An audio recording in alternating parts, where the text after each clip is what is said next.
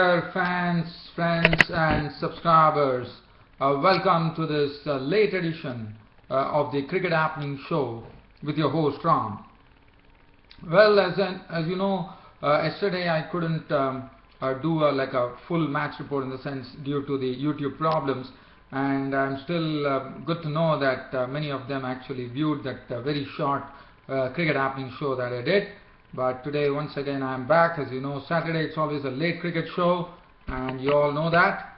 So, well, dear fans and friends and subscribers, welcome to this late night cricket show with your host Ram, or this on a Saturday on Cricket Happenings. Well, on this Cricket Happenings, well, there's definitely a lot of things which have happened. First is the decider. As you know, today it was the decider, the final match of the three-match one-day international series, which was played between between Sri Lanka and Pakistan, and they were locked at 1-1. Today was the decider. Pakistan were really strengthened because Saeed Ajmal had returned back to the fray, but well, it made no difference to the Sri Lankans, as Sri Lankans got a comprehensive victory over Pakistan. In fact, they made it a totally one-sided contest today. Very unfortunate. When this was termed as the decider, and Sri Lanka really walked over Pakistan today. In the sense, Sri Lanka in fact bowled out Pakistan for just 102. They were all out for 102, not even playing the full quota of 50 overs, 32.1 overs, and well, it was the damage was done by the medium pace of Tisra Pereira, who took 4 wickets. Not only that, he also took the man of the match and the man of the series.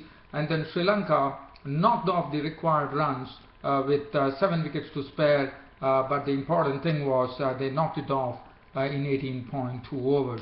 So I'll be just having a good look at the game. As you know, both this was one match which was played, and then we have a look at the third one-day international between England and India, which was played at Trent Bridge, where India continued their dominance as far as the one-day international matches are concerned, and this will also really buoy up their chances. You know, the World Cup is going to be a 50-over one-day international affair, and India would be pretty happy that they have been able to put it across England. In fact, today India won the match by 6 wickets, with England really finding the spin too much to handle, and wickets kept on falling to the part-time bowlers, and finally this England innings were wound up for 227, and then India, in their reply, notched up the 228 runs required for victory with 6 wickets in hand, and they knocked it off in 43 overs. And what it did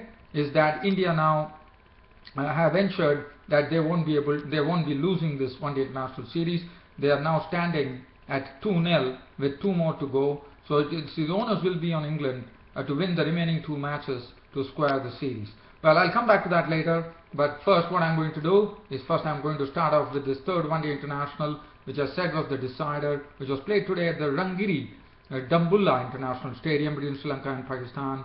And the toss was actually, I'm not going to go into much of details, but definitely I will keep on talking. As you know, both these matches are already over, so I won't be doing any, not a detailed report, but definitely I'll be doing a short summary here. Now let's have a look at the Sri Lankan card here. The Sri Lanka, what happened was it all started with Pakistan actually winning the toss and electing to bat. And looking at the pitch, Misbah-ul-Haq, when the toss was won and he was interviewed, well, he definitely saw the wicket and said it's a 260-270 wicket. Yes, it was. It was a 260-270 wicket, but well, things really didn't go for Pakistan. They really struggled with their batting, and as I said, there was only one person who stood amongst the ruins, and that was Fawad Alam, who stood with an unbeaten 38 to his name of 73 deliveries with 3 fours.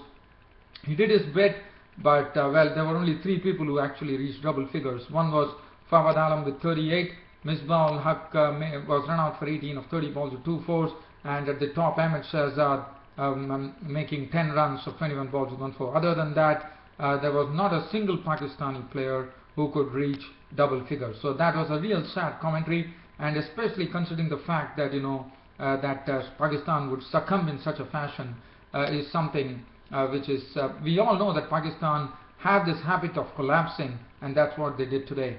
Well, as far as the Pakistan were concerned, as I said, they were 102 all out. It was Damika Prasad who actually gave them the breakthrough by sending both the openers into the pavilion, Ahmed Shahzad and Shahjeel Khan.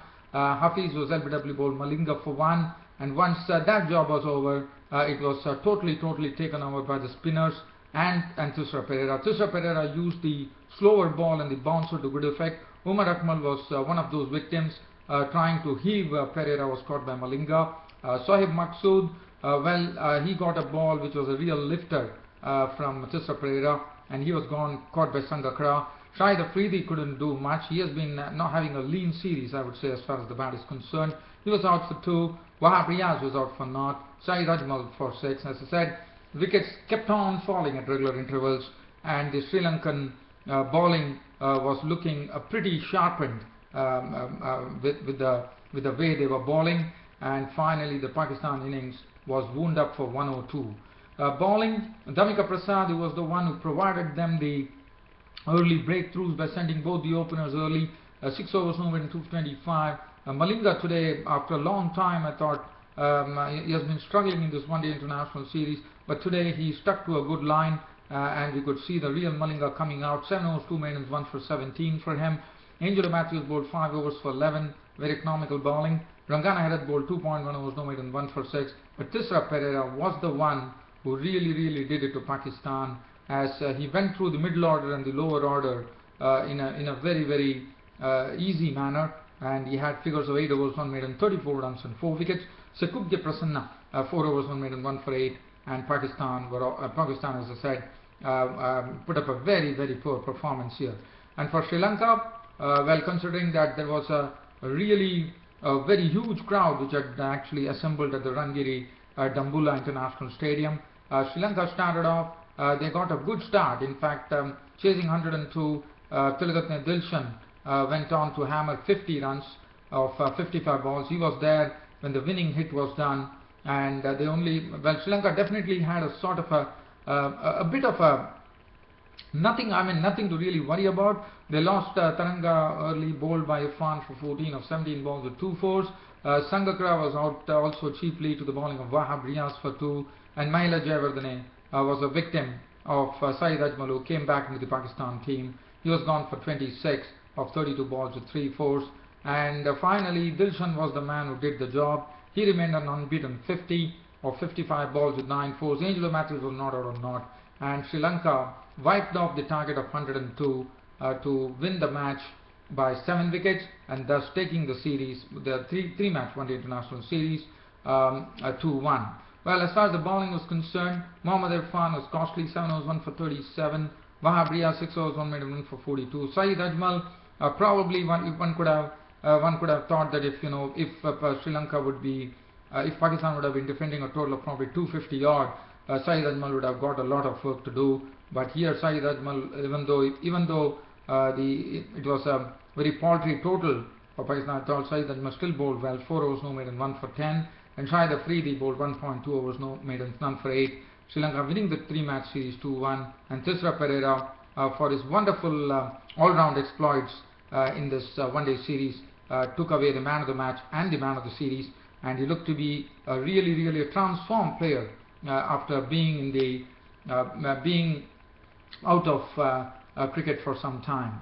Well, so that is as far as so that is gone. So the one-day series has ended between Pakistan and Sri Lanka, and Sri Lanka, as I said, in the final one-day international, really dominating Pakistan in all the departments of the game. So let's have a look at the third one-day international, which was played between England and India. Now this was a match which was played at Trent Bridge in Nottingham, and Trent Bridge in Nottingham is normally supposed to actually aid the pace bowlers. And as far as this match was concerned, India were the ones who actually won the toss, and India, what they did is they probably thought that the pacers could make some impression here. They decided to insert England into bat. But definitely the toss was won by Mahendra Singh Dhoni. Mahendra Singh Dhoni did the right thing by actually inserting England to bat. And we also saw that Bhuvneshwar Kumar, was moving the ball pretty well. He was getting a lot of edges of the bat of Alistair Cook in particular, Hales too, and both of them were, I mean, he was bowling well, but the good thing for England was that England was still able to get runs, but Alistair Cook living up pretty dangerously. He was edging a lot. He was not really confident with his stroke making. Alex Hales, well, he was really punching his strokes well, and Alistair Cook and Alex Hales were putting a good partnership, and suddenly they were laying the foundation because they had put up a very decent partnership of 82 runs in 18 overs. And things were looking pretty good for England. I mean, 82 for 1 in the 18th over, a lot of batting to come, and suddenly the things started sliding down for England. This was the time where, as you know, Mahendra Singh Dhoni is such a captain. He's such a captain that, you know, I mean, what happened really was that Bhuvneshwar Kumar, as I said, was swinging the ball, but he was not actually able to get the wickets. Mohit Sharma, after 3 overs, couldn't bowl due to an injury. Mohammad Shami did his quota, and then due to Mohit Sharma not going, in fact, Mahendra Singh Dhoni was prompted to actually introduce the part-time spinners. So he brought on Suresh Raina to bowl, and Suresh Raina immediately struck a wicket. And what was good to see is that Mahendra Singh Dhoni, as you know, is one of those very intelligent captains. We saw that normally Trent Bridge is not a pitch which normally gives so much of turn. But what one saw today was suddenly the ball was really turning square, and that is what encouraged Mahendra Singh Dhoni, who started standing up to the stumps and did a fine job. In fact, the first wicket itself, it was Suresh Raina actually giving them the breakthrough. Suresh Raina broke this partnership of 82 for England when he actually had Alex Hales caught behind for 42 or 55 balls with 5 fours. And once Mahendra Singh Dhoni looked at it and saw that the ball is there is some turn in this wicket, he immediately didn't waste any time in going for the pace bowlers. He immediately summoned all the other bowlers. In fact, what he did is he brought on Ambati Rayudu, who actually had come into the Indian team because of Rohit Sharma being out of the series. And Ambati Rayudu responded. What a stumping from Dhoni. In fact, it was a beautiful stumping. It was absolutely sharp reflexes as the ball turned, and Alistair Cook was caught napping as he was gone, stumped by Dhoni, bowling of Rayudu for 44 of 65 balls with 4 fours. And after that, Ian Bell and Joe Root, there was a sort of a misunderstanding. In fact, Joe Root was the next to go. And once Mahendra Singh Dhoni saw that there's a lot of turn, and he was also seeing that Rayudu was taking wickets, Jadeja was pushed into the action, and Jadeja immediately responded by picking up the wicket of Joe Root when he was stumped by Dhoni. As I said, batting was not so easy, and the spinners were really making hay, I would say, at that particular juncture. And once Dhoni saw that the ball is really turning, he had actually got attacking fields. He got real attacking fields set up for the batsman and made life very difficult for the batsman. As Joe Root was the next to go, stumped by Dhoni with the bowling of Jadeja for 2. So Dhoni was absolutely into the action today, and the Indian fielding had really gone up a notch today. And after that, the score was of 97. After that, Morgan made 10 runs, but then we saw that the Indian fielding, as I said, had gone up a notch by seeing that Mohit Sharma from the deep hurled the ball and threw down the stumps, catching Ian Bell absolutely off ground there, and he was gone, run out for 28 of 38 balls. And England, from a situation they were at 82 for 1, suddenly things were really going down, and they also lost the wicket of Morgan, who was caught behind by Dhoni of the bowling of Ashwin for 10, which made that half the side were into the pavilion at 138. And then it took, and then we also saw a magnificent catch taken by Suresh Raina on the slips. Tremendous reflexes. Just before the ball hit the ground, he actually, plugged it, and Ravichandran Ashwin was the bowler, and that was also a good wicket of Ben Stokes. So he was gone for 2. So that made the score 149 for 6 in the 36th over. And after that, we saw that Mohammad Shami picked up the wicket of Chris Wokes for 15. But later on, the only players after that, the only resistance that England could offer, and the reason that they reached 227 was thanks to Josh Butler, who played some very good reverse sweep shots and innovative strokes to make 42 of 58 balls with 3 fours, then becoming a victim of Ashwin. And Treadwell towards the end slammed some boundaries, but before he was caught he slammed some boundaries in his knock of 30 of just 18 deliveries with 4 fours and 1 6 before being snapped up by Bhuvneshwar Kumar of his own bowling. Stephen Finn today got a chance. I mean, he was run out for 6 today, coming into this England team after a long time into one-day internationals. Anderson was not out on not, and England, who were looking pretty good at 82 for no loss when Alex Hales and Alistair Cook were at the crease, really didn't have any answer to the spin of the Indians, and they kept on losing wickets, and finally England were bowled out for 227. But the good thing was that England played out the full 50 overs. Now, as far as the bowling was concerned, Bhuvneshwar Kumar, I thought he was a bit unlucky as the ball was moving about, but he was not able to get a wicket. 8 overs, no maiden, 1 for 45. Doesn't really reflect how Bhuvneshwar Kumar bowled today. Mohit Sharma, who was injured, who couldn't take any further part, 3 overs, none for 17 for him. Shami, 9 overs, no maiden, 1 for 40. But everything, the roost was ruled by the spinners today, with Ravichandran Ashwin picking up 3 wickets for 39 runs of his 10 overs. Suresh Raina bowling 8 overs for 37 runs with 1 wicket. Ambati Rayudu getting his first international wicket, and what a wicket and the wicket was that of the English captain Alistair Cook, 2 overs, no maiden, 1 for 8. And Ravindra Jadeja bowling 10 overs, no maiden, 1 for 38. And one could say that life was pretty difficult for the English batsmen. As I said, Mahendra Singh Dhoni sussed up things pretty quickly. He judged the thing pretty quickly, and he started having attacking fields for the Englishmen. Well, after that, as far as from 227 all out, England were 227 all out, and India started their chase with Ajinkya Rahane and Shikhar Dhawan. Shikhar Dhawan once again hit a very confident boundary, but that was it for Shikhar Dhawan. Shikhar Dhawan once again disappointed as he tried to flay a delivery from Chris Woakes through the offside. Morgan picked up the catch, so he was gone for 16 of 23 balls with 1 4, which made the score 35 for 1.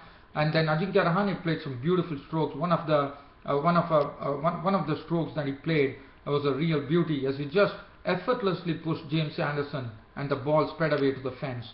Virat Kohli, well, he was a bit, I wouldn't say he was very confident. Well, whenever he was stroking the ball, he was looking good. He also hit one very good 6 of the bowling of James Treadwell. And Virat Kohli and Ajinkya Rahane then put up a good partnership, a decent partnership of 50 runs. They added 50 runs for the second wicket before Stephen Finn got his first wicket, as he picked up the wicket of Ajinkya Rahane, caught behind by Butler for 45 or 56 balls with 6 fours and 1 6.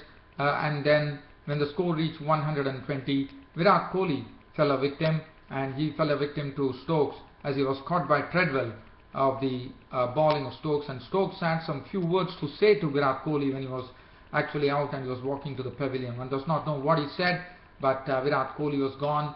But Virat Kohli once again couldn't reach his 50. He was gone for 40 of 50 deliveries with 2 fours and 1 6. And then Ambati Rayudu and Suresh Raina were at the crease. Once Kohli was gone, the score was 120 for 3. India still had some work to do there, but then that work was done by the new player Ambati Rayudu, who looked pretty good with his stroke making and his judgment of playing the deliveries, and also Suresh Raina just carrying on the confidence that he had in the previous one-day international when he hit a century. Both of them put on a good partnership. What they did is they took the score from 120 when Kohli fell to 207, just to ensure that India wouldn't have any further headaches, and that's what they precisely did.